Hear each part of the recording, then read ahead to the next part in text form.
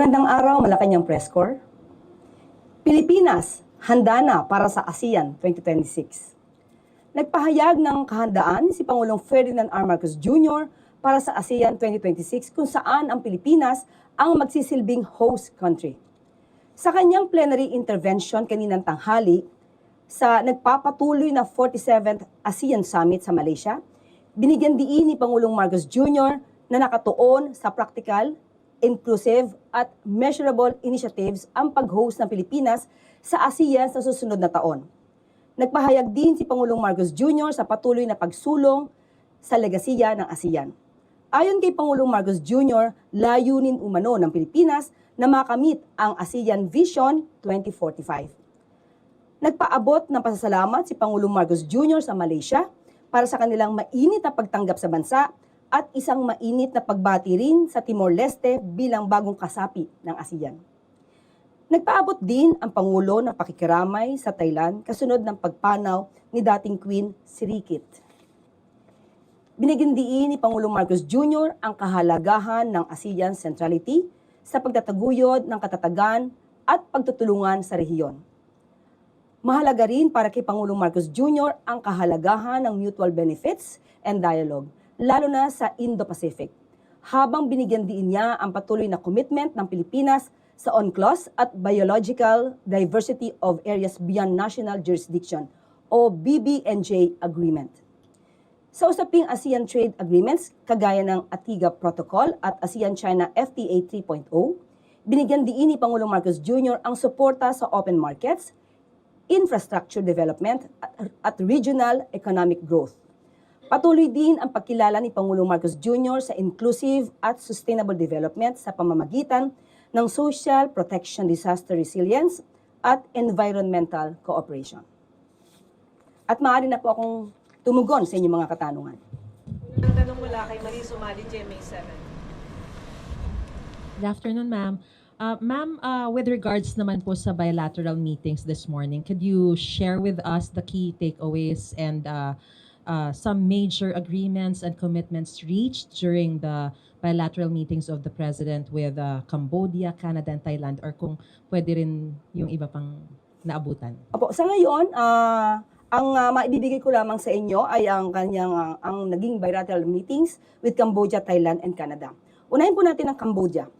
Ang dalawang leaders po ay diniscuss po ang upcoming Philippine chairship sa darating na Asian Summit sa susunod na taon. At ang Cambodia rin po ay nagpahayag ng kanyang suporta sa pagiging chairship po ng Pilipinas.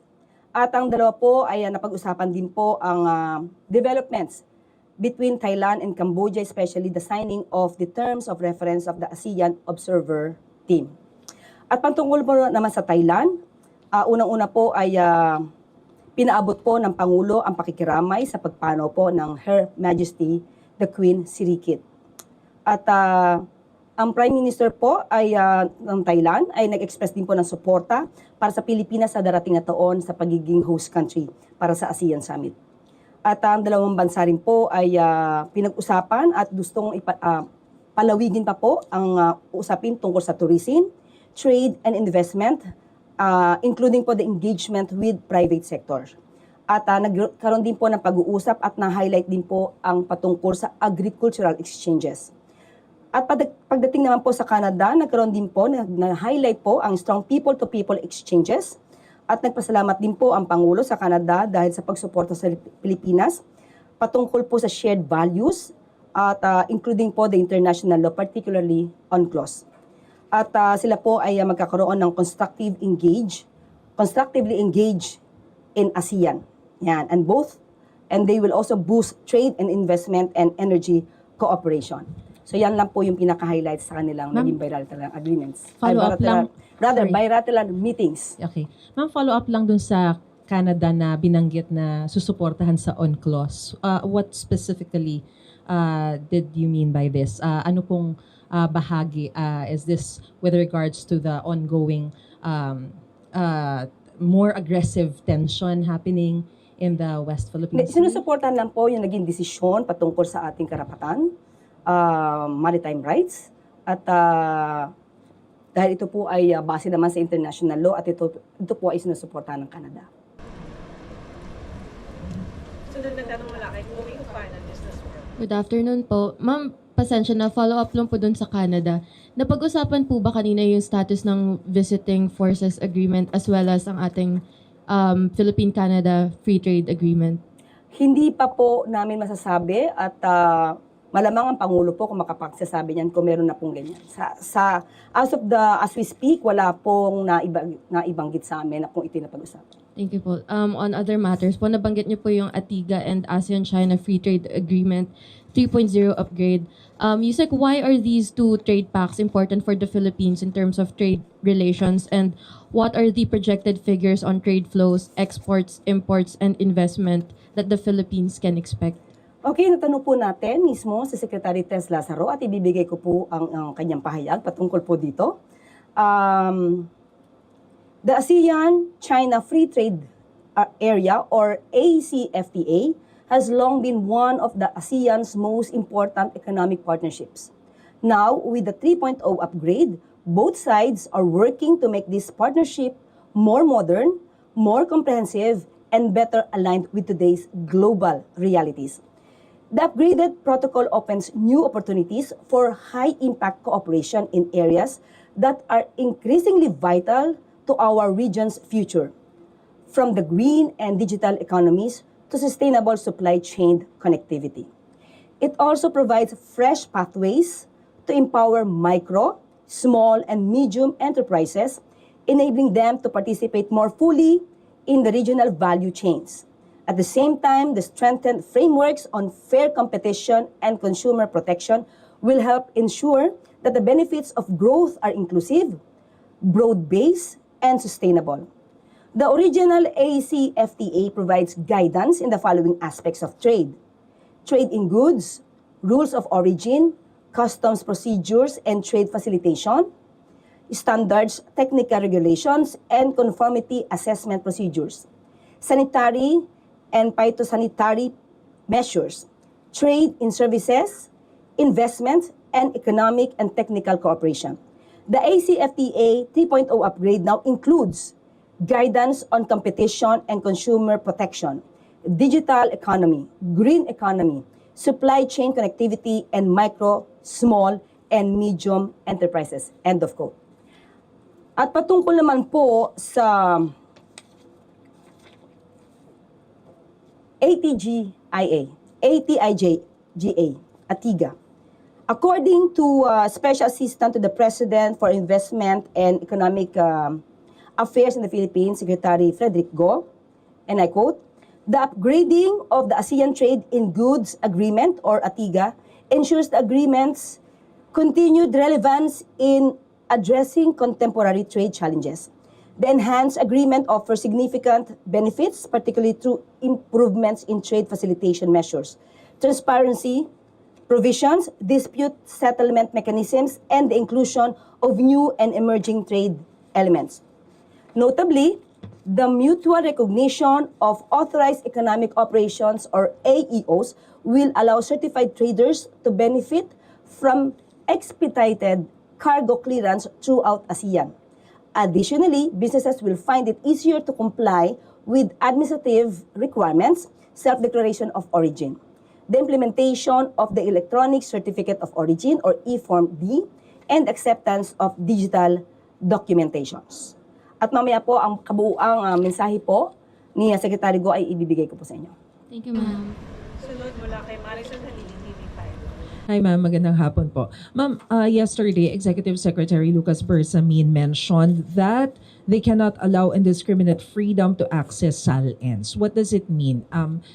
Will the President is still willing to provide the copy of SALN to the public, or pipili na lang ba kung kanino ibibigay? Ano pong ibig sabihin ni E.S. Bersamin when he mentioned that SALNs can be used as a weapon to government officials? Unang-una, nagsalita na po ang Pangulo at siya po ay handa naman pong ibigay at ipakita ang kanyang SALN sa proper authority, at meron naman po na tayong rules or procedure na inilahad ang Ombudsman, at sinabi din naman po dito na lahat ng request for SALN ay pagbibigyan, pero may mga certain guidelines po na ibinigay ang ombudsman. So, ang ehekutibo po ay tutugon dito.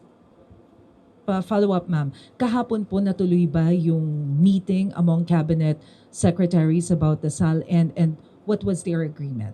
Yes, kahapon po nagkaroon lamang po sila ng informal meeting at napag-usapan nga po na ito na sila na may tutugon base dun po sa procedure ng ombudsman. At yun na rin po ang sinabi ng ni ES Bersamin na hindi pwedeng magamit ito indiscriminately to, let's say, political attacks or whatever na paaaring maka-discredit sa mga public officials. But still, nandiyan naman po ang procedure na inilahad ng ombudsman at ang bawat isa naman po ay tutugon dito. Salamat, Yusek. Sunod po mula kay Dexter Cabanza, Philippine Daily News.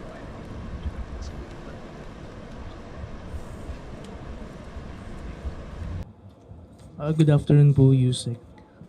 Ombudsman Remulla said na he wanted a review of the drug war cases during the administration of President Duterte. Katanong ko lang po if the President is informed about this move and ano po yung gagawin ng executive to support this move ng Ombudsman. Ang ombudsman po kasi ay isang independent body, constitutional body.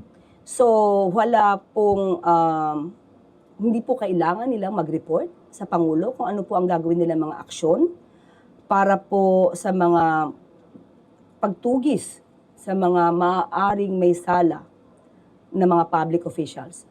So kung ano po ang kakailanganing tulong ng ombudsman sa mga law enforcement agencies to get the, let's say, data or facts or reports, yun naman po ay ipagkakaloob. Pero para po ipagpaalam pa sa Pangulo ang gagawin ng Ombudsman, hindi po saklaw ng Pangulo ang anumang aksyon na gagawin po ng Ombudsman, Office of the Ombudsman.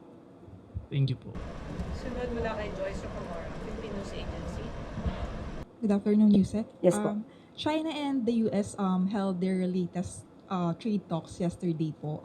Is there also going to be a similar meeting between the Philippines and the US economic team, specifically Sec. Roque? Sa ngayon po, natanong po natin si Secretary Go at wala pa pong update patungkol po dyan. Hindi po napag-uusapan. Pero for this mission, ma'am, ano yung mga ka-meeting? Sino-sino yung mga ka-meeting ni Sec. Roque? Or Sa mga ngayon, kasama sa delegation po? opo, sa ngayon po, wala pong pakikipag-meeting ang presidente sa anuman na patungkol po dyan. At yun lamang po ay nagpirma lang po ang ating Secretary Cristina Roque ng 2 agreements. Ano yung agreements, ma'am? Yung Atiga Ayun and lang. opo. Okay. Ma'am, ako na rin. For the Timor-Leste, ma'am, the President already made a statement about it. Meron na po kaming binigay sa Yeah. media. Opo. Can I also make a follow-up? How are we anticipating yung role ng Timor-Leste? The role that they would play once we chair the ASEAN Summit next year? Alam naman po natin na ang bawat miyembro po ng ASEAN ay meron po silang mga goals, shared goals, patungkol po sa ekonomiya, sa security. So asahan po natin lahat ng mga miyembro ng ASEAN, including na po ang bansang Timor-Leste, ay pare-pareho po nagagawa at gagawi dito sa ganitong klaseng goals po. Next question mula kay Richmond Cabello, Daily Tribune. Good afternoon po, Yusek. Maybe just get the palace reaction that dito po kasi sa recent development in the Duterte case in the ICC, ginamit po ng defense team niya yung statement po ni President Marcos Jr. in terms of the ICC jurisdiction issue. Ano po ang masasabi ng palasyo tungkol dito? Sa ating pagkakaalam, ang ICC will base its decision or order or resolution on the Rome Statute. And it will not be guided by the political statements. So, kung yan po ay kanilang gagamitin, depende na po ito sa ICC kung paano po nila itong i-evaluate. But sa aking pagkakaalam ay hindi po sila sumusunod or hindi po sila nai-influence ng anumang political statements. Thank you po, Yusek. Maraming salamat. At para sa good news, ulit, Pilipinas, sumailalim sa kasunduan na naglalayong patatagin ang kalakalan sa ASEAN Summit sa Malaysia. Alinsunod sa direktiba ni Pangulong Ferdinand R. Marcos Jr. na palawakin ang exports, magbigay ng trabaho at patatagin ang product quality, sustainable trade at regional resilience, lumagda ng 2 kasunduan ang Department of Trade and Industry o DTI nito lamang Sabado sa Malaysia. Kasalukuyang nasa Kuala Lumpur ang Pangulo para magpatuloy o nagpapatuloy ng 47th ASEAN Summit at related summits kasama si DTI Secretary Cristina Roque at ilan pang kabinete nito. Ang kasunduang nilagdaan ng ahensya ay ang ASEAN-China Free Trade Area o ACFTA 3.0 Upgrade Protocol at Second Protocol to amend the ASEAN Trade in Goods Agreement. Sa ilalim ng kasunduan, ACFTA 3.0 Upgrade, napagkasunduan ng ASEAN at China na palalimin ang kooperasyon sa digital, green at sustainable trade sa pamamagitan ng improved customs procedures at iba pang trade measures. Inaasahang maraming Pilipino ang makikinabang sa kasunduan na magpapatatag sa tiwala sa e-commerce at cross-border transactions. Samantala, ang ATIGA Second Protocol naman, naglalayong i-modernize ang framework ng ASEAN para sa free flow of goods sa rehiyon. Ang mga nasabing kasunduan ay ilan lamang sa mga bunga ng matagumpay na partisipasyon ni Pangulong Marcos Jr. sa ASEAN Summit sa Malaysia. At dyan po nagtatapos ang ating press briefing. Magandang araw para sa bagong Pilipinas.